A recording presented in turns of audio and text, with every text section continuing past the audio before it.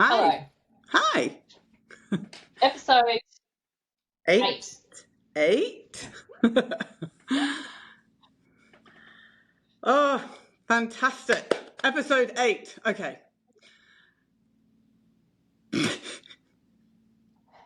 We're talking access today.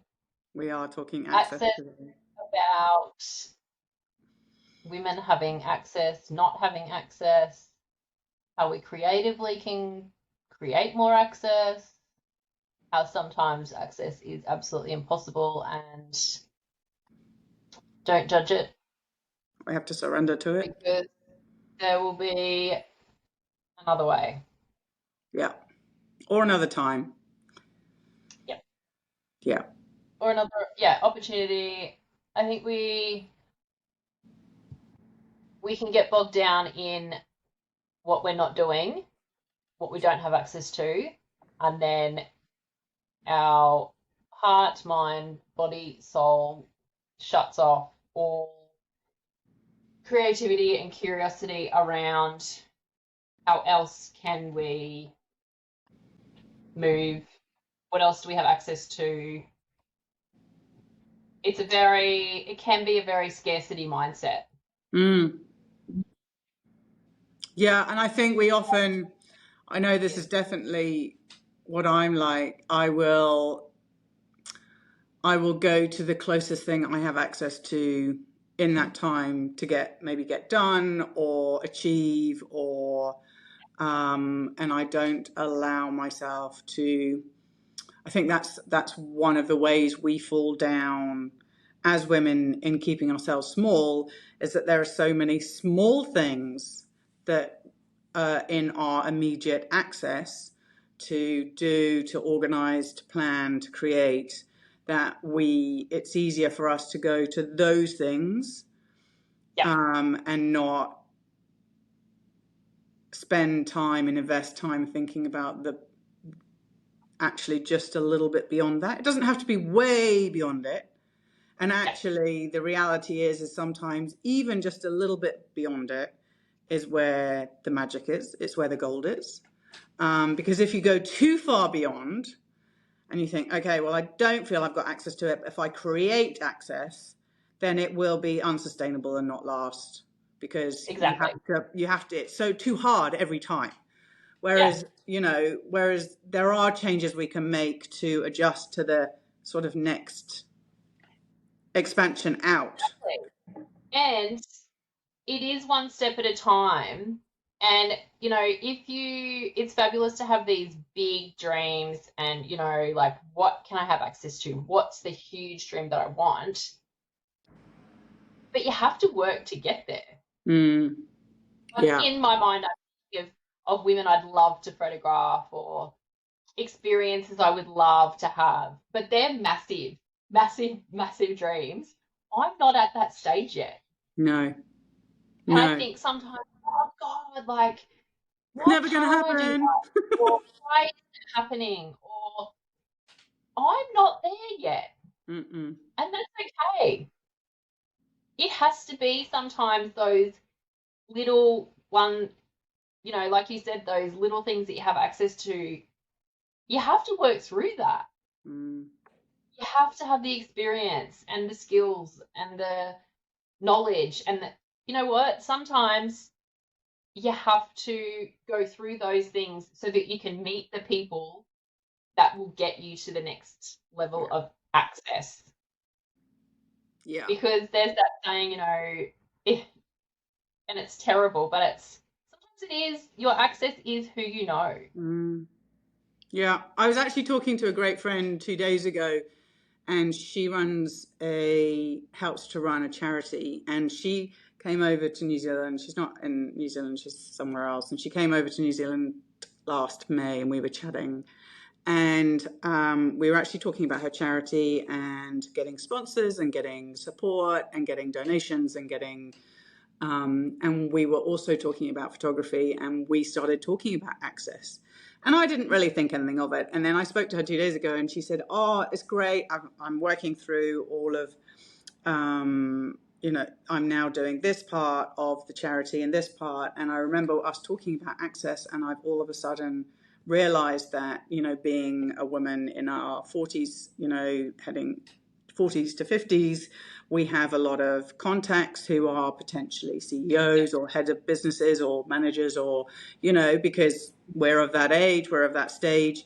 And she said, and all of a sudden, I have looked beyond the ones which are the natural, yes, this is what I should be doing, or this is what everyone else is doing, but actually look to my own life and gone, who have I got access to? What have I got access to? And she said, and all of a sudden I'm transforming the charity. And it's just so amazing because, as I said, it's that, as we talked about, it's that little, it's not immediately going, what's right in front of me, but what's to the side of me, Exactly. and what's behind me, and and who are surrounding me, and who am I having coffee with, and thinking creatively around how people can come and be part of projects and be part of creative ideas who might not. And actually living rurally, that's been a massive adjustment for me. I've gone from 8 months ago thinking, oh my, I'm here and I only have access to this amount of potential clients and whatever, to wow, I've got these potential clients, but they're interconnected with these people, and then also I can offer different services, and and then I think that is how being creatively open to access can be so powerful. Yes. And it is such a creative space to be in if you're open, if you're open to it. Yeah. Because we have these thoughts or dreams or goals, and then, like you said, you might have coffee with someone and they'll be like, oh yeah, but have you thought of this? And it's like a whole new door opens up, and you have access to something else, and not necessarily the people or the opportunity, but thoughts, or that one thing could transform, like you said, like the charity's changing because she's been able to think in a different way. And that's the other thing of access, is accessing you. Yeah. It doesn't always have to be access to someone else, access to time, because you're the one creating everything. And if your mind is so bogged down in, oh well, I don't have access to such and such, or I don't have access to 5 hours of time, or I don't have access to $1 million. No, but what do I have access to? Yeah. We've all got the same amount of time every day. Yeah. We've all got 24 hours in a day. It comes back to us and how we access our thoughts, our emotions, our creativity. Yeah.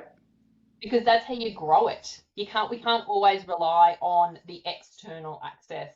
No. To make these things come true. Yeah. And it'll be hard, and of course there is the time access and the money access. Then you just have to get really creative. Yeah. Yeah, definitely. And actually you've made me think, because today I've started my new 52 project. A Love Affair with Light 52, which is about light.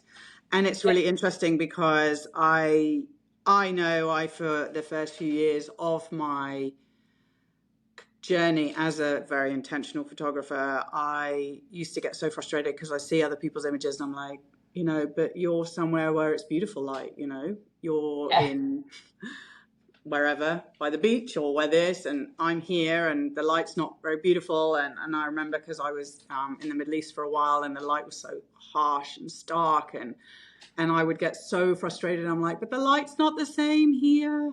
And I think, and actually I've just sent off the first prompt, which is window light. And it's exactly that. Everybody has access to a window. Everybody has access to a window. So actually the reality is yes, you might not be living in Italy where the light is like, gold, Cool. or, even New Zealand where it's beautiful. You might be somewhere where it's winter at the moment, but everybody has access to a window and has the ability. Even if they don't have a DSLR, they can use their phone. If they don't have a phone, they can use their eyes. If they don't have, it's like, it doesn't have to be anything. Doesn't There's no expectation of creation. There's no deliverable. It's not a competition. It's really about that understanding, that opportunity of training, exercising your eyes, exercising your way of seeing, and going, well, what do I have access to? Well, I've got windows over there and windows over there, and there are cars out there with windows, and all of a sudden, and there are some windows which are totally clear, and then some which have got frosting on, and some of them have got artificial light coming through, and some of them got and it's like, all of a sudden there are all of these opportunities to be able to read light without having to think, well, I have to wait until golden hour, and then I have to go 2 hours down the road and get to the beach, and then I have to you know it is exactly that. It's exactly that access of understanding, because not everything, and a little bit like just now, I've arrived in my studio and I'm all flustered, and the washing's on at home, and all of these things, and at the moment I don't feel like I've created access to a solid routine and understandings where I can walk out the house and arrive at the studio and be on time and all of that stuff. But I will, over time, over the next, little while, I will build that. And then I'll have access to a clearer headspace and an ability to be a bit more flexible and be a bit more punctual and all of those things. And so it's Just so many. reframe that though. You were on time for our call. Yes, that's true. We always chat before we start recording. Yes. And just because you were setting up when we were chatting, that's okay. Yeah. Like, I knew you'd be okay with it. we still have access to each other. Yeah. We always chat before we record. Yeah. So in fact, you've already started that routine and that access. Yeah. Like, yeah. And that's another thing with access is we have to look at the perspective. I'm touching my glasses, but of how we look at things. Yeah. Because we very easily judge ourselves, and we do shut down ourselves and go, oh, well, I wasn't organized, I wasn't this, I wasn't that. When actually you were. Yeah. Yeah. I agree. And actually, funnily enough, yesterday, and I think one of the things that I said to you as well is, like, financially, I'm still like juggling things and everything. But actually, yesterday I paid 2 months worth of electricity bills, so I have that clear, and my rent's on time, and I'm organized, and I have income coming in from here and doing this, and I have this planned, and I think that is exactly right. I think we so quickly go to the damn. I'm not doing this or I'm not doing that. But actually, the reality is that there are all these things that we are doing. And I have made it through the school holidays, and I have got the kids to school, and they are happy. They have got the swim stuff. But tell me, because we were talking about your project last week, about your project with women, and the app and the magic, and we rather inappropriately thanked the pandemic, or thanked the shift in brain space. How, in terms of access, is that working for you? Because I know you've opened up your project to global photographers, or global women. They don't have to be photographers, but global women. And obviously you're in Australia and all of that sort of stuff. So, how's that feeling for you? How's it working? I wrote my email yesterday. So I send an email every Wednesday. And the first line was, this project has made me cry almost every day, just for the sheer joy and beauty of it. And that the Shutter app that I use, so like you're saying, during the pandemic, I did try with FaceTime, but there's just screenshots, so you couldn't edit them. And anyway, some smarty pants came up with these apps that now photographers can shoot in RAW from their computer, from their iPad, from their phone with a client or, project person,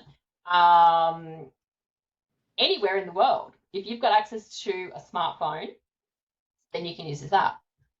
And so I have opened up this project and to women worldwide. It's for women over 40. And I did a shoot this morning at 6 a.m. with someone, and it was their midday. And it's just to have access to women globally from my little office here, women that I would never meet, probably in my life, like in real life, in my lifetime.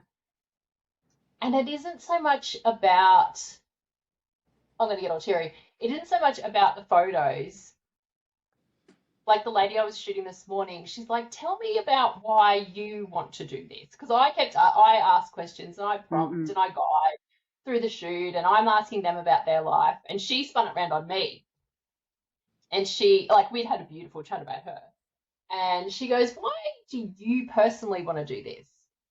And I was saying how last year there was a lot of death and a lot of cancer and a lot of, loss, health issues with friends and family. And I went to a lot of funerals last year and they were all women. So my grandma was 90, but, everyone else was sort of around my age, or a little bit older. And there was no photos. There was photos of childhood. There was photos of in your teens, on your wedding day, of course.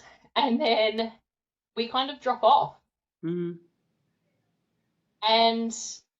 there's the photos of you cooking Christmas lunch or, holding someone else's baby or, in the background or a selfie or on holidays, which are beautiful, and that is life. And I understand that. But it really highlighted to me that we're very hidden, almost invisible, yet sometimes, most of the time,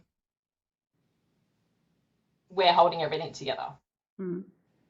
We hold everything together, we get everything sorted, we create the magic in a home, we support everyone else, we, love everyone, and then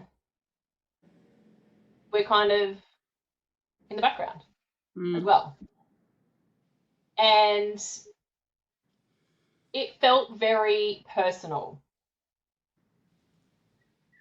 And it's very, like I said, it's not really even about the photos for me, these sessions. It's about hearing another woman's story, even if it's for half an hour, just listening to someone else. We both feel seen, we both feel heard. Walls come down, beautiful things come out of these conversations that will never get shared ever again. Secrets come out, and all of that is translated into beautiful photos. And no one else will know the conversations that were had to create those photos. And the women will see those photos and they see themselves because of the energy and the conversations we have around this in this photo shoot. The photos can't be anything else but themselves because they're speaking so beautifully about themselves, about their life. And the beauty of the app is, and everyone is loving these remote sessions because they can't see me. Yeah. And they can't see themselves. So they can just hear your voice. They can only hear my voice. Wow. And the intimacy that comes out of that. So every person that I've done 10 now in 2 weeks. Every woman that I've photographed has said it feels like I'm talking to my best friend on the phone and I can just be myself. That's amazing. And so when you think of it like that, when you're talking to your best friend, you're very animated, like your eyes are different, your posture's different, like there's no walls up, you don't feel like you have to perform. Yeah. And because they can't see themselves or see me, that shows in the photos. Mm. And so to have that access via technology that someone created through a global pandemic that shut down the world, like that is such a gift. Yeah. Such a gift. And I'm so grateful for that access, for that opportunity to be creating these photos with these women, to then, send them beautifully curated, not really edited, because I don't edit harshly, I'll sort of straighten things up or, Yeah. make a black and white or whatever, but to send them these photos of them so they feel seen, they feel heard.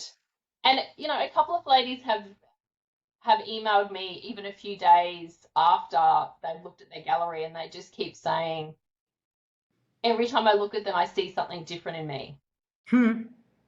Or one lady, she was like, I cannot believe you captured this side of me. I don't show this side of me.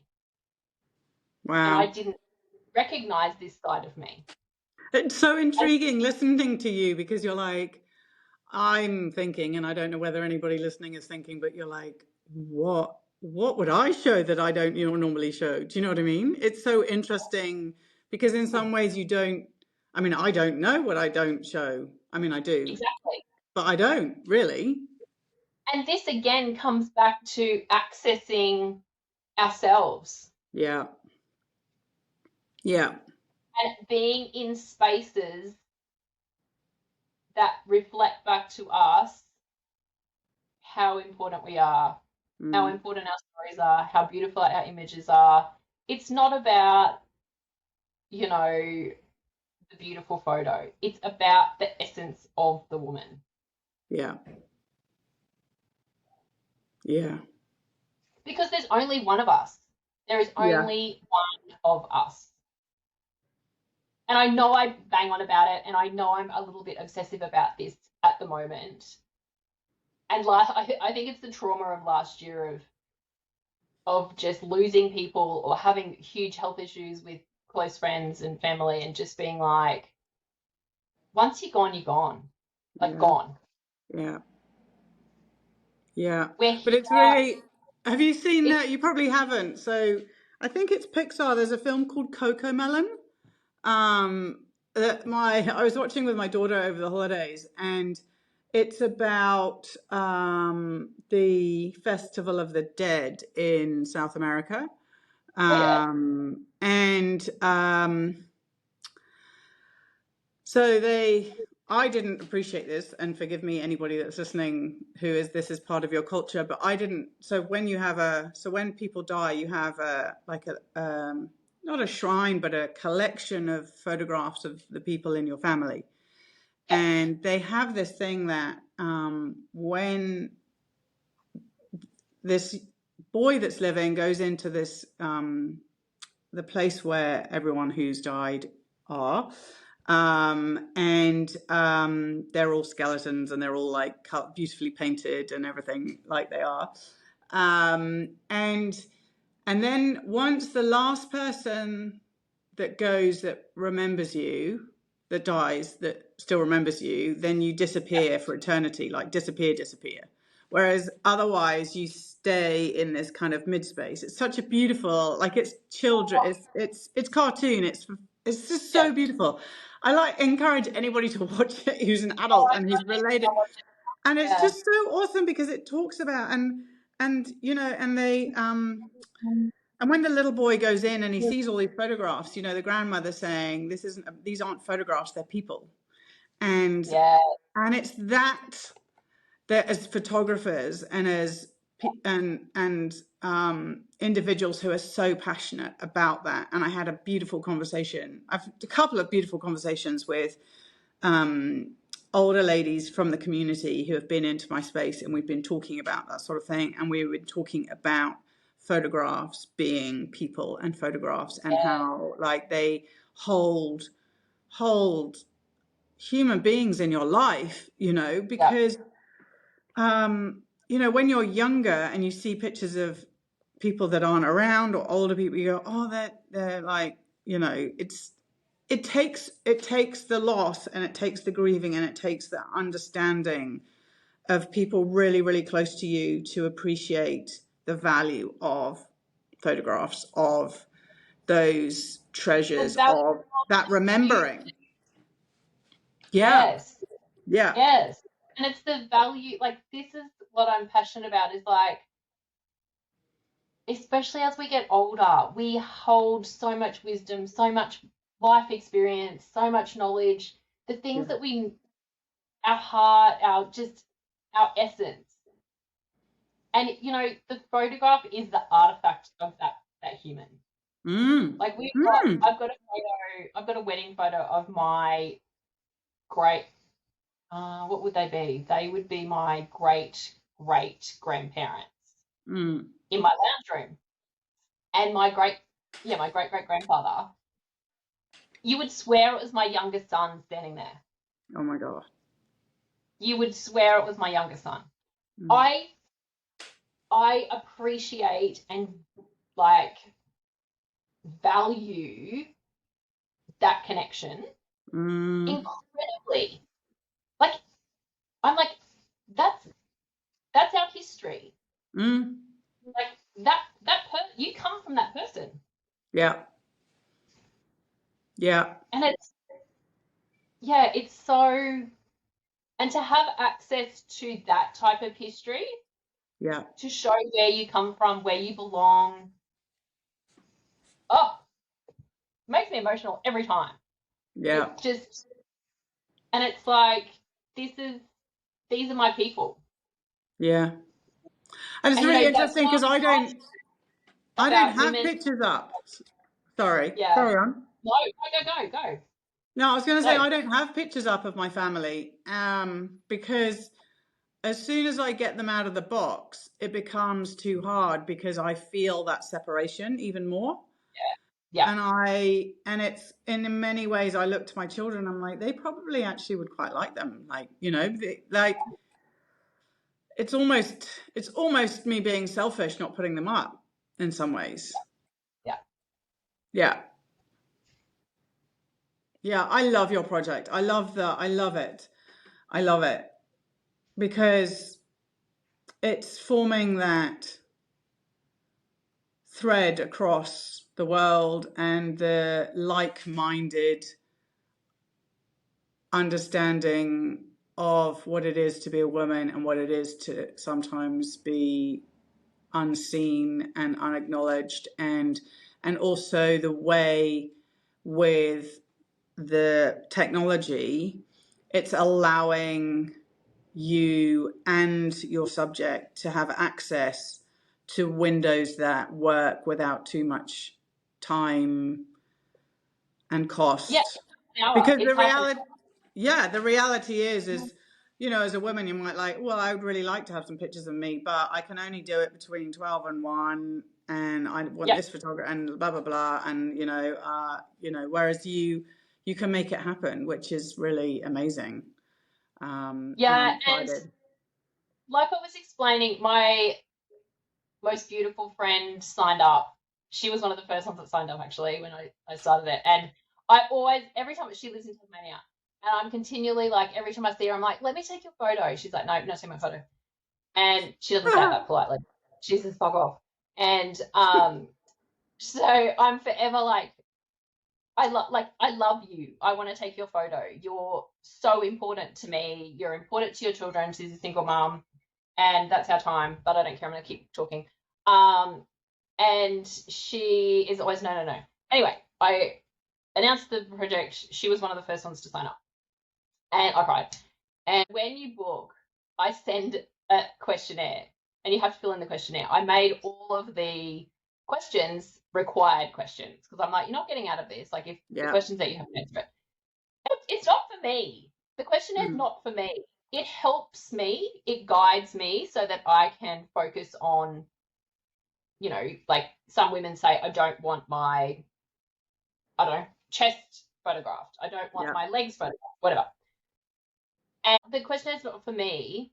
It's for you to get insight into you. Yeah. Because one of the questions is, how do you feel about being 40? And some of the responses have been incredible. And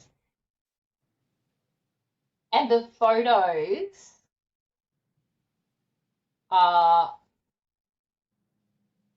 they're just, they're like her essence. These photos aren't for me. I take them and they're on my computer. They're for you. They're to show you you. They're to honor you. They're to give you space. They're to give you access to you. That is the whole point of my project. Yeah. And, you know, when I started it, I thought, even if I get one woman to sign up so I can take a photo of her and have this amazing conversation and take these beautiful photos, and even if she has one photo of herself that is thoughtfully, deeply created for her, I'll have achieved my goal. Yeah. Yeah. Such a gift. And it's just, yeah, I'm passionate about seeing women in photos. You know, like one of the ladies said today that I took a photo of, she goes, oh, the only photos I've got really of me are taken by other people, and I look at them and cringe and go, is that really me? Like, is that really what I look like? Is that what I've turned into? And I'm like, that's pretty much the photos that women have of themselves, is of someone else taking them. Yeah. Yeah. So I'm very grateful for that access through technology. And, you know, and Instagram. Instagram has such a bad name sometimes, but it also has given us access. I mean, we wouldn't be able to do this podcast without Instagram. No. I wouldn't have met you. No. No, I agree. I absolutely agree. And I think it goes back to circling back to what you were saying earlier about saying how we don't have access. You know, it's easy to berate ourselves and berate our situation and get frustrated and go, well, I don't have access to this, that, and the other. But actually, we have access to the entire world if we figure it out.